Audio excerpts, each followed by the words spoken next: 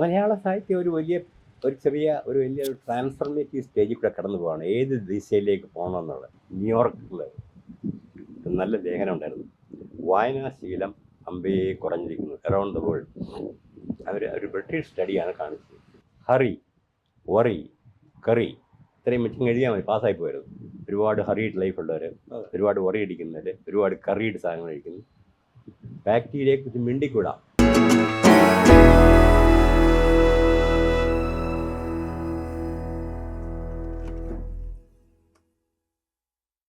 Sir ഈ ജോലി തിരക്കിനിടയിലും ധാരാളം വായിക്കുവാൻ സമയം കണ്ടെത്തുന്ന ഒരു ആഗ്രഹിക്കുന്ന അത്രയും വായിക്കാൻ സമയം കിട്ടാറില്ല. ഞാൻ എപ്പോഴും പറയാറുള്ളൂ, ഈ മോഡേൺ മെഡിസിനിലെ പ്രത്യേകിച്ച് സ്പെഷ്യാലിറ്റി, അമേരിക്കയിൽ ജീവിക്കുകയാണെന്നുണ്ടെങ്കിൽ നമ്മളൊരു 16 വീലർ ട്രക്ക് ഓടിക്കുന്ന പോലെയാണ്.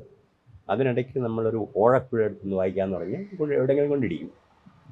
പിന്നെ പണ്ടൊക്കെ ആണെങ്കിൽ എവിടെയെങ്കിലും പാർക്കിംഗ് സ്ഥലത്ത് കൊണ്ട് പാർക്ക് ചെയ്തിട്ട് വായിക്കാം. ഇപ്പോൾ everything is monitored by the owner. ഇയാൾ എവിടെ കൊണ്ട് നിർത്തുന്നതായി അവർ കണ്ടുപിടിക്കാൻ പറ്റും. അപ്പോൾ ആ പരിപാടിയല്ല, ഒന്നുകിൽ ട്രക്കിൽ നിന്ന് മാറി പോവുക. മലയാള സാഹിത്യത്തിന് ഇപ്പോൾ എങ്ങനെ വിലയിരുത്തുന്നു സാർ?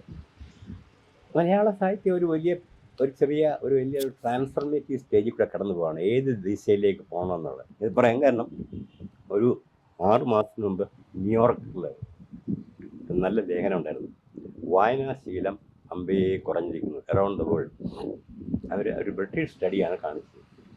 കോളേജ് ഗ്രാജുവേറ്റ്സിനിടയിൽ 40% കുട്ടികൾ പോലും ബ്രിട്ടീഷ് ക്ലാസിക്കുകളൊന്നും അറിഞ്ഞേകൂടാവും. നമ്മൾ ഈ ഘോഷിക്കുന്ന ഷേക്സ്പിയറിനെ കുറിച്ചോ ഒന്നും അവർക്ക് യാതൊരു താല്പര്യമില്ല. എന്തുകൊണ്ടാണ് അങ്ങനെ സംഭവിക്കുന്നത്? ഇപ്പം ഇപ്പോഴത്തെ സൊസൈറ്റിയെല്ലാം എംപ്ലോയബിലിറ്റി അല്ലേ നോക്കുന്നത്, സ്കിൽ ഡെവലപ്മെൻറ്റ്. അതാണ് അതിന് പറഞ്ഞിരുന്ന കാരണം. അമേരിക്കനെക്കാളും കഷ്ടമാണ്. ഈ ഒരു അമേരിക്കൻ കവയിത്രികളെ കുറിച്ചൊക്കെ ഞാൻ പറയുമ്പോഴാണ്, I think this is written by American poet Emily Dickinson. ഞാൻ പറഞ്ഞു, എമിലി ഡിക്കിൻസൺ അമേരിക്കയുടെ സൂതകുമാരിയാണെന്ന്. ഞാൻ ഇതിനെക്കുറിച്ച് പറയാനുണ്ട്. അപ്പോൾ അവർ ചോദിക്കുന്നുണ്ട്, how do you know all these things? ഞാൻ പറഞ്ഞു, നിങ്ങളൊക്കെ വായിക്കാൻ ഇൻട്രസ്റ്റ് ഉണ്ട്. അപ്പോൾ എൻ്റെ കൂടെ ഹാർവാർഡിൽ നിന്ന്, ഇതൊരു സമയമുണ്ടെന്ന് അറിഞ്ഞൂടാ, പക്ഷേ നമ്മുടെ കുട്ടികളെ കേൾക്കേണ്ടതാണ്. ഹാർവാർഡിൽ PhD ചെയ്യുന്ന ഒരു കുട്ടി സമ്മർ ജോബ് ചെയ്യാൻ അടുക്ക് വന്നു. വൈകുന്നേരം ജോലിയൊക്കെ തീർന്നു കഴിഞ്ഞ് ഞങ്ങൾ ചായ കുടിക്കുന്നുണ്ടെങ്കിൽ ഞാനൊരു റേഡിയോ ഉണ്ട്, അത് ഞാൻ റേഡിയോയിൽ മ്യൂസിക് പ്ലെയറുണ്ട്. അതിൽ ഇന്നലെ മയങ്ങുമ്പോൾ ഒരു മണിക്കിനാവിൻ്റെ പൊന്നിൻ ചിലമ്പൊലി കേട്ടുണർന്നു. ഈ കുട്ടിക്ക് ഇത് ഭയങ്കരമായിട്ട് ഇഷ്ടപ്പെട്ടു tune. What does it mean can you translate that? അപ്പം ഞാൻ ട്രാൻസ്ലേറ്റ് ചെയ്ത് കൊടുത്തു. അപ്പം കുട്ടി ആലോചിച്ച് പറഞ്ഞു, how did you know that this is a golden anklet from the sound? മയങ്ങിക്കിടക്കുകയാണ്. ഇന്നലെ മയങ്ങുമ്പോൾ പിന്നെ പൊന്നിൻ ചെലമ്പലി കേട്ടുണ്ട്. പൊന്നിൻ്റെ ചെലമ്പാണെന്ന് എങ്ങനെ സൗണ്ടിങ് തിരിച്ചറിയാൻ പറ്റും? എനിക്ക് ഉത്തരം പറയാൻ പറ്റിയില്ല. ഞാൻ തപ്പിയപ്പുറം ഞാൻ പറഞ്ഞു, അത് നല്ല എക്സ്പെർട്സ് പറയാൻ പറ്റും, സിൽവർ ആണോ ഗോൾഡ് ആണോ എന്നൊക്കെ അവർക്ക് പറയാൻ പറ്റും. പക്ഷേ എൻ്റെ ഉള്ളിൽ എനിക്ക് മനസ്സിലായി, ആ കുട്ടി ചോദിച്ചിടത്തു നിന്നാണ് സയൻസ് തുടങ്ങുന്നത്. അല്ലേ? അതിൽ നിന്നാണ് സയൻസ് തുടങ്ങുന്നത്. ഈ ജൂതന്മാരെ കുറിച്ച് പറയാനുണ്ട്. ഈ ലോകത്തുള്ളതിൻ്റെ 0.2% ഉള്ളൂ ജൂതന്മാർ. 225 നോബൽ പ്രൈസ് അവരുടെ. അതിൻ്റെ കാരണം അവർ പറയുന്നത്, കുട്ടിക്കാലത്തെ കിട്ടിയ ഉത്തരങ്ങളെ ചോദ്യം ചെയ്യാനാണ് പഠിപ്പിക്കുന്നത്. അപ്പം ഇപ്പം നമ്മുടെ വൈദ്യശാസ്ത്രം എടുത്ത് നോക്കുന്ന വലിയ കുഴപ്പമില്ലേ? മെഡിസിനിൽ മാത്രമേ ഉള്ളൂ കിട്ടിയ ആ ഒരു ഉത്തരത്തിനെ നിരന്തരം ചോദ്യം ചെയ്യും. ഞങ്ങളൊക്കെ പഠിച്ചിരുന്നപ്പോഴത്തേക്ക് പെപ്റ്റിക് അൾസർ എന്നുള്ള രോഗമുണ്ടെങ്കിൽ ഹറി, വറി, കറി ഇത്രയും മിച്ചം എഴുതിയാൽ മതി, പാസ്സായി പോയത്. ഒരുപാട് ഹറീഡ് ലൈഫുള്ളവർ, ഒരുപാട് വറി അടിക്കുന്നവർ, ഒരുപാട് കറീഡ് സാധനങ്ങൾ കഴിക്കുന്നു. ബാക്ടീരിയയെക്കുറിച്ച് മിണ്ടിക്കൂടാ. അന്നങ്ങാണം ബാക്ടീരിയ എന്ന് എഴുതി കഴിഞ്ഞാൽ അവിടെ പൊട്ടി, MBBS പൊട്ടി. ഇന്ന് പെപ്റ്റിക് അൾസറിൻ്റെ കാരണമായിട്ട് H. പൈലോറി എന്നൊരു ബാക്ടീരിയ ആണെന്ന് എഴുതിയില്ല എന്നുണ്ടെങ്കിൽ പൊട്ടി. ഇത്രയാണ് മാറിയിരിക്കുന്നത്. ട്രീറ്റ്മെൻറ്റും അങ്ങനെയായിരുന്നു. ഗാസ്ട്രോജെജിനോസ്റ്റമി വിത്ത് വാഗോട്ടമി. ഇന്ന് അതൊക്കെ ചെയ്ത ആൾക്കാർ ചിരിക്കും. ഇങ്ങനെ ഇത് ചോദ്യം ചെയ്താണ് നമ്മൾ അഡ്വാൻസ് ചെയ്തത്. ഇതാണ് ജൂതന്മാരുടെ മെച്ചമായിട്ട് പറയുന്നത്. അവരൊരിക്കലും ഒരു ഫാക്ട് അന്തിമമാണെന്ന് അംഗീകരിക്കുന്നില്ല, കൂടുതൽ ഉത്തരങ്ങൾ തേടുന്നു. അങ്ങനെയാണ് സയൻസ് അഡ്വാൻസ് ചെയ്യുന്നത്. സാറിൻ്റെ മേൽനോട്ടത്തിലൂടെ സ്ഥാപിച്ച വൈറോളജി ഇൻസ്റ്റിറ്റ്യൂട്ടിൻ്റെ ഇപ്പോഴത്തെ പ്രവർത്തനങ്ങളെ സാർ എങ്ങനെ?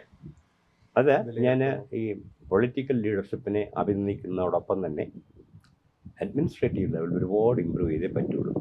ഇത് നമ്മളെ എല്ലാം ഈ രാഷ്ട്രീയക്കാരെ കുറ്റം പറഞ്ഞിട്ട് കാര്യമില്ല. ഇതൊക്കെ ഏറ്റെടുക്കാൻ പറ്റിയ ഒരു സംവിധാനം, ഒരു ടീം. ഇപ്പം നമ്മുടെ ഡോക്ടർമാരെ കുറിച്ചൊക്കെ പറയാറില്ലേ, അവർ വിഷനുള്ള ഒരു രംഗത്തേക്ക് വരണം. ഈ വലിയ പബ്ലിക്കേഷനൊക്കെ വാസം പറഞ്ഞ ഒരു പരിധി വരെ ഇതിനൊക്കെ പ്രയോജനമുള്ളൂ. നമ്മളിപ്പോൾ ഒരാളിനെ എന്താ പറയുക, ഇപ്പം എഞ്ചിനീയറിംഗ് കോളേജിൽ പ്രിൻസിപ്പളായിട്ട് കാരണം നമ്മൾ നോക്കി എത്ര പബ്ലിക്കേഷൻ ഉണ്ട്, മെഡിക്കൽ കോളേജിലെ പ്രൊഫസർ എത്ര പബ്ലിക്കേഷനൊക്കെ നല്ല കാര്യങ്ങളല്ലേ. That's only one aspect of the leadership. Leadership ഉള്ളവർ ഇപ്പം ഇങ്ങനെയുള്ള സ്ഥാപനങ്ങളിലേക്ക് മേടി വരണം. അതാ സ്വപ്നം കാണാൻ പറ്റും. നമ്മൾ പറയാറില്ലേ, പറക്കും തളികയിൽ പാതിരാത്തളികയിൽ പണ്ടൊരു രാജകുമാരൻ അല്ലേ, അറബിക് കഥയിലെ ആകാശക്കോട്ടയിലെ അത്ഭുത വിളക്കിന് പോയി. ഓരോ വാക്കും ഒന്ന് ആലോചിച്ച് നോക്കൂ, ഇമാജിനേഷൻ വന്നിരിക്കുന്നതല്ലേ. അത്തരം വിഷനുള്ളവരെ ഇപ്പൊ കുറവാണ്. തലപ്പത്ത് വരണം. അങ്ങനെ നമുക്കുണ്ടായിരുന്നു. ഇപ്പം നമുക്കൊരു വിക്രം സാരാഭായി ഉള്ളതുകൊണ്ട് നമുക്ക് സ്പേസ് സെന്റർ വന്നു, ഹോമി ഭാബ ഉള്ളതുകൊണ്ട് നമുക്ക് അറ്റോമിക് എനർജി വന്നു അല്ലേ, സാം പിട്രോടെ ഉള്ളതുകൊണ്ട് ടെലികമ്മ്യൂണിക്കേഷൻ നന്നാക്കി എടുത്തു അല്ലേ. അങ്ങനെ ഒരുപാട് ആൾക്കാരുണ്ട്. വർഗീസ് കുര്യൻ, നമ്മുടെ build revolution, MS Swaminathan, green revolution, അവരെല്ലാം വിഷനുണ്ടായിരുന്നു. ആ വിഷൻ ഇവരെങ്ങനെയാണ് ഉണ്ടാക്കുന്നതിന് പിന്നെ മനസ്സിലായി. ഇവരൊക്കെ നല്ല വായനക്കാരാണ്. അവരുടെ മേഖലയ്ക്ക് അപ്പുറത്തുള്ള കാര്യങ്ങൾ വായിക്കാനും പഠിക്കാനും. മലയാളികൾ ഞാൻ ഇങ്ങനെ കണ്ടത് നമ്മുടെ ECG സുദർശനാണ്. 4-5 തവണ ഫിസിക്സിൽ നോബൽ പ്രൈസിന് നോമിനേറ്റ് ചെയ്ത് കിട്ടുന്നത്. എന്ത് രസമെന്ന് അറിയാം. അദ്ദേഹം ടെക്സാറിലാണ്.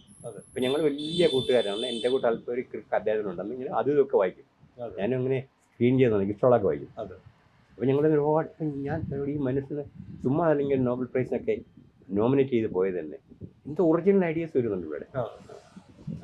അങ്ങനെ ആ വായിച്ച് വിശാലമായ സ്വപ്നം കാണാൻ കഴിവുള്ള ഭാവനാശാലികളായ നേതൃസ്ഥാനത്ത് വന്നാലേ ശാസ്ത്ര സ്ഥാപനങ്ങൾ മുന്നോട്ട് പോകുള്ളൂ. അപ്പം നമുക്കത് കിട്ടാൻ എളുപ്പമല്ല. നമുക്ക് ഈ ഡെമോക്രസിയെക്കുറിച്ച് പറയാറില്ലേ, ലീസ്റ്റ് ഇംപെർഫെക്റ്റ് സിസ്റ്റം എന്ന് പറയും, നോട്ട് പെർഫെക്റ്റ് എന്നത് പറഞ്ഞ പോലെ അങ്ങനെയുള്ളവരെ നമ്മൾ സ്കൂൾ തലത്തിലേ കണ്ടുപിടിച്ച്, ഞാൻ എപ്പോഴും പറയാറുണ്ട്, ഈ IAS സെലക്ട് ചെയ്യുന്നവരിൽ അവർക്കൊരു ഏരിയ ആപ്റ്റിറ്റ്യൂഡ് ഉണ്ടെങ്കിൽ ആ സെക്ടർ ഡെവലപ്പ് ചെയ്യാനും വിട്ടുകൊടുക്കും. ഇവരെ ഒരു ദിവസം റബ്ബർ ബോർഡ് ചെയർമാനും, പിറ്റേ ദിവസം പുഞ്ച കൃഷി സ്പെഷ്യൽ ഓഫീസറും, അതിൻ്റെ പിറ്റേ ദിവസം ഇലക്ട്രിസിറ്റി ബോർഡ് ചെയർമാനും, 4-ാം ദിവസം എക്സിക്യൂട്ടീവ് സെക്രട്ടറിയുടെ ഒരു എല്ലാവരും മിടുമിടുക്കന്മാരും മിടുമിടുക്കളുണ്ട്. അവർ പഠിച്ചു വരുമ്പോഴത്തേക്ക് അടുത്ത ട്രാൻസ്ഫർ ആവും. 3 years കഴിയുമ്പോൾ അവരുടെ ആറ്റിറ്റ്യൂഡ് നോക്കിയിട്ട് let them go to any advance studies anywhere in the world, ഹാർവർഡിലോ ഓക്സ്ഫോർഡിലോ ഡ്യൂക്കിലോ പ്രസ്റ്റൺ യൂണിവേഴ്സിറ്റിയിലോ, let them come up and utilize that talent for the rest of their life.